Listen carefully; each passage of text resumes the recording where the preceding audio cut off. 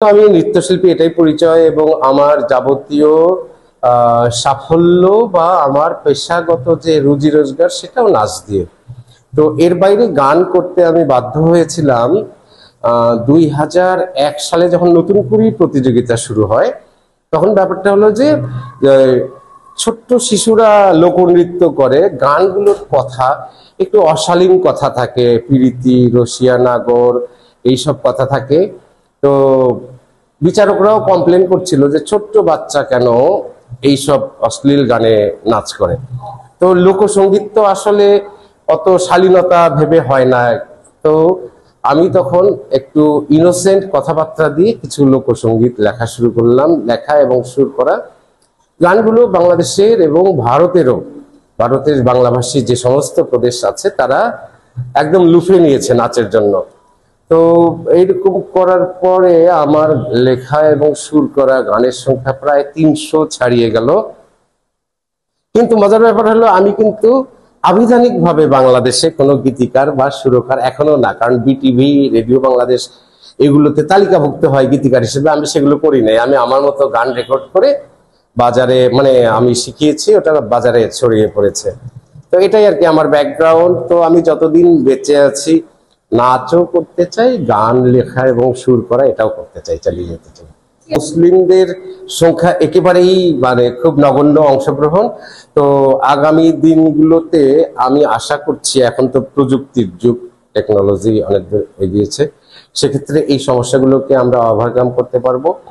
আর মেয়েরা বিশেষ করে ইন্টারমিডিয়েট না, যখন বিয়েটি হয়ে যায় সংসারে, তাদের একটা ঝামেলার কারণে তারা অনেক সময় বাধ্য হয়ে নাচটাকে ছেড়ে দেয়, কারণ সন্তান হয়। আমরা কিন্তু করি। আমি যেরকম আমার যেগুলো পুরনো ছাত্র আছে তাদেরকে আমি আমার স্কুলের বার্ষিক অনুষ্ঠানে নিয়ে এসি, কম্পিটিশনে তোমরা জাজমেন্ট করো, বিচারক, ওদেরকে পরিচয় করিয়ে দিয়ে এরা আমার এই সালে আমার স্টুডেন্ট ছিল, এইভাবে।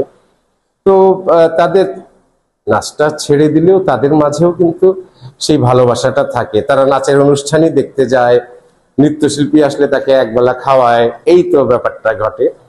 তো আমি চেষ্টা করি। আর বাংলাদেশ টেলিভিশনে এক্ষেত্রে খুব ভালো বলতে হবে, এরা 50-60 বছর 70 বছরের নৃত্যশিল্পীকেও কিন্তু নাচার সুযোগ দেয়। প্রাইভেট চ্যানেলগুলো দিতে চায় না, তারা গ্ল্যামার খোঁজে। তো একদমই যে সিনিয়ররা নাচ করছে না তা তো না, করছে, অনেকেই করে। আমাদের ফারহানা চৌধুরী বেবি আছেন, তিনিও অনেক সিনিয়র। নীলুফার পাপড়ি আমার চেয়ে অনেক বড়, 10-12 বছরের। শামীমা নিপা, উনি তো আমার গুরু। তো করছে তো সবাই, যাদের আন্তরিকতা আছে, ইচ্ছা আছে, তারা করছে। যে কোনো কাজই আপনি শতভাগ আন্তরিকতা দিয়ে করলে সেটার পেশাদারিত্ব অবশ্যই আছে। যে কোনো কাজ, জুতা সেলাই বলেন, চণ্ডীপাঠ বলেন, নাচ বলেন, গান বলেন, যে কোনো উদাহরণ বলি যে ভারতে শুধুমাত্র তবলা বাজিয়ে একজন মানুষ সুপারস্টার হয়েছিলেন, জাকির হোসেন খান। উনি ওটাকে ওই লেভেলে নিয়ে গেছেন জন্য উনি কিন্তু সর্বভারতীয় তারকা। শ্রীদেবীর যে লেভেল, ওনারও সেই লেভেল। লতা মঙ্গেশকরের যে লেভেল, ওনারও সেটা চিন্তা করা যায়। আমাদের দেশে কিন্তু আমরা জানি না তবলা বাদককে। এবার আমাদের দেশে একজন নৃত্যশিল্পী আছেন শামীমা নিপা, উনি কিন্তু অনেক বড় জায়গায় নিজের নামটাকে নিয়ে গেছেন। নৃত্য, বাদ্য, এই সমস্ত শিল্পকলাগুলো মানুষের মনকে উদার করে। সাম্প্রদায়িকতা হলো সংকীর্ণতা, গণ্ডিবদ্ধ করা। গোটা পৃথিবীটা আমার, আমি কেন শুধু বলবো যে আমার এইটুকু দেশ, এইটুকু, গোটা গ্রহ নক্ষত্র সব তো আমার। তো আমাদের এই সংস্কৃতির মাধ্যমে আমাদের চিন্তা চেতনা উদার হবে এবং এরা সাম্প্রদায়িকতাকেই আঘাত করবে পরোক্ষভাবে, প্রত্যক্ষভাবে না। এরা কেউ বলবে না যে ওইটারে ঘৃণা করি, কিন্তু এদের কাজের মাধ্যমে, আমাদের কাজের মাধ্যমেই সাম্প্রদায়িকতা সংকুচিত হয়ে আসবে। নতুন প্রজন্মের জন্য কি বার্তা দিতে চান? নতুন প্রজন্মকে বলবো, এরা অনুশীলন করতে চায় না, নাচ ভিডিও করে নিয়ে যায়, কোনো রকমের মুখস্থ করে আসে, ওইটাতে কিন্তু পারফেকশন হয় না। গানের ক্ষেত্রেও তাই, সরগম করতে হবে প্রতিদিন। তো তারা যেন চর্চা করে, চর্চা করার কোনো বিকল্প কোনোদিনও নাই। There is no shortcut way in music or dance or cultural activities. Shortcut কোনো ওয়ে নাই।